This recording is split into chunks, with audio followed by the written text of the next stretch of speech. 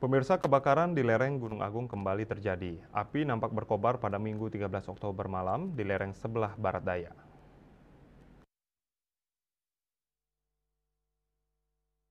Berdasarkan informasi yang dihimpun, titik kebakaran terjadi di lereng barat daya Gunung Agung yang diperkirakan lokasinya berada di atas Tirta Giri Kusuma.